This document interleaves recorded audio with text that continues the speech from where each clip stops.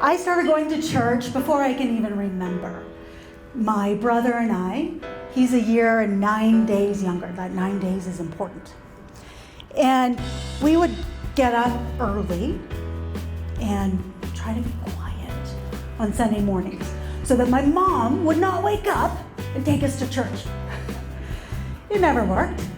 She would always wake up and we would always go to church. And as I grew, when I got to about junior high, high school, going to church, and actually more than that, faith became my own. Because if my faith was so important to me, how could I just leave it behind? I was a true believer, and yet here I am today. So not that long ago, my daughter, her name is Carissa, we had a conversation in the car.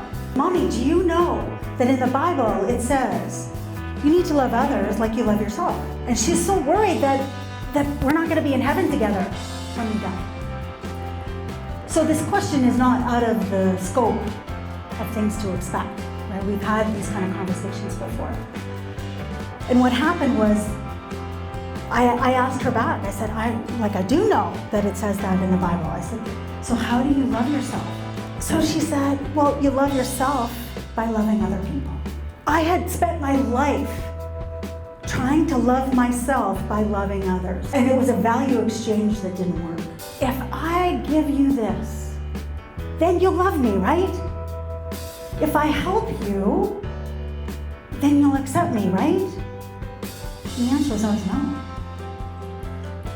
Part of the transition from going to church to not going to church is I don't stay in touch with many people from church. But one person I do stay in touch with is Pastor David. He is the pastor at the church I used to go to and the pastor where my kids and my ex-husband still go. So he knows us. He knows us pretty good. So I was telling him about this car conversation. And I said, David, how do you love yourself? He paused too. And he said, oh, well, I'd rather rely on what God tells me about myself than what I think about myself. And I understood exactly what he meant, because that's exactly what I had been taught. The Bible is full of verses about how much God loves you and how special you are, right? Psalm 139, we are knit together in our mother's womb. For me, though, those two ideas were different. What God thought about me and what I thought about me were different. For him, they were the same. I thought of myself so poorly that what God thought about me didn't even matter.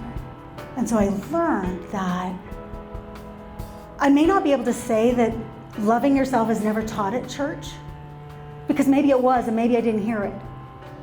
But what I did learn is that I wouldn't hear it from David, and I wouldn't learn it at that church. Are you going to go back to church? You ever going to go back? I'm like, I don't know. I've learned to never say never.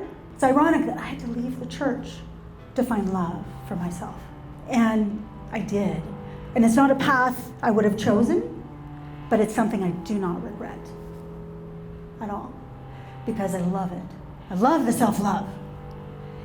And so if I go back, my mission field is in the church, and I get to teach people how to love themselves. Thank you.